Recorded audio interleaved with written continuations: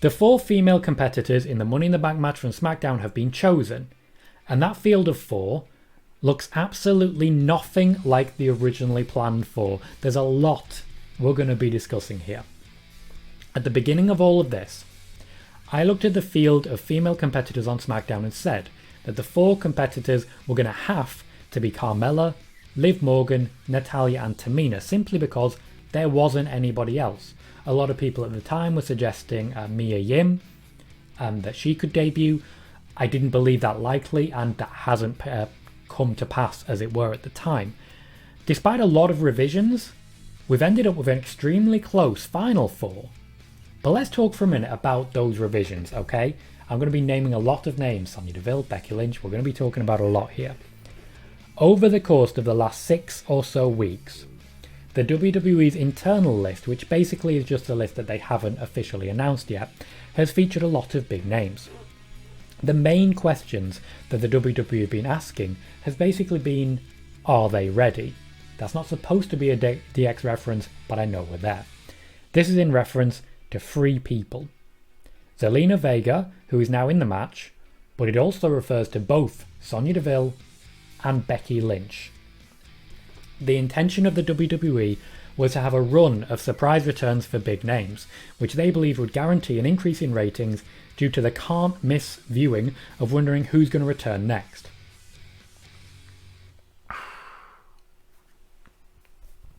Edge was the first, and he would have been followed weekly by Zelina Vega, Sonya Deville, Sasha Banks, John Cena and Becky Lynch. I'm not saying it's in that direct order, but that was the plan, to have surprise return after surprise return after surprise return, so that you literally never want to miss a SmackDown because you never know who's going to appear next.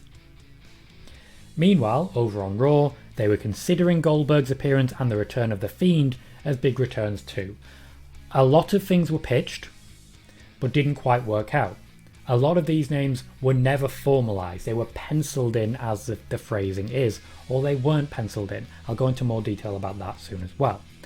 The injury to Bayley has naturally caused a reshuffle. The WWE have made a point of having last-minute pay-per-view replacements bigger than those that they were replacing. Styles replacing Bray Wyatt, for example. Kurt Angle's big in-ring return to the WWE after years was as a part-time member of the Shield. Unable to do this, they moved the match to SmackDown and threw in Carmella as a replacement, and this pulled Carmella from the Money in the Bank ladder match. Why Sonya was pulled when she was penciled in, to be clear, only penciled in, I'm not sure. I'm far from the only person saying that she was planned to be in the match.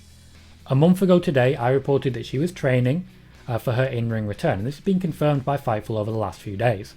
There are a multitude of reasons that it could be, such as her simply not being ready, or other changes changing the face of play. There is also, of course, a very real possibility that the fact that certain names have been released, or certain spoilers have been made by wrestling gossip columnists, has changed the booking. But I can't sit here and say that it has, I can just say that it's a possibility. Becky Lynch was never seriously considered, but her name was mentioned. Once again, this is someone that they want to come back basically on fire, so if you'll forgive the pun, straight fire. I am sorry. With the way that secrets and surprises have been leaking recently, Becky's return is being carefully considered and has likely already been pushed back. She passed her fitness test at Hell in a Cell. She's ready. If you've been following my YouTube, you'll know that I've said this multiple times now. Becky Lynch passed her fitness test. She is ready to return. The WWE have essentially rebuilt their SmackDown women's division over the last 3 weeks. This will pay off after SummerSlam, but for now, their focus is on currently established superstars.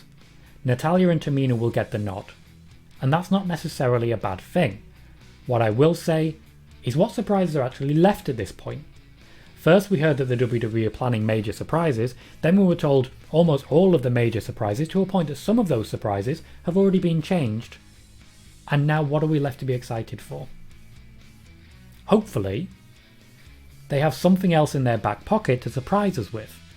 because the WWE are going to be furiously launching inquiries into who is leaking what over the next few weeks. That last line was supposed to be a hint at surprises coming.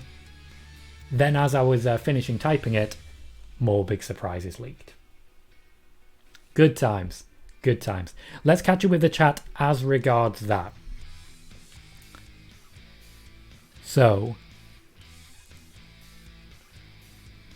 okay, there's nothing as regards that at the moment. So I'll just catch up with the chat in general. Michael says Tamina was pretty underwhelming. That's true. I do feel her announcement at the time particularly was intended as a bit of a distraction. What can I say? Moxley says, you mean 2-on-3 as regards a 6-man tag? I kind of do.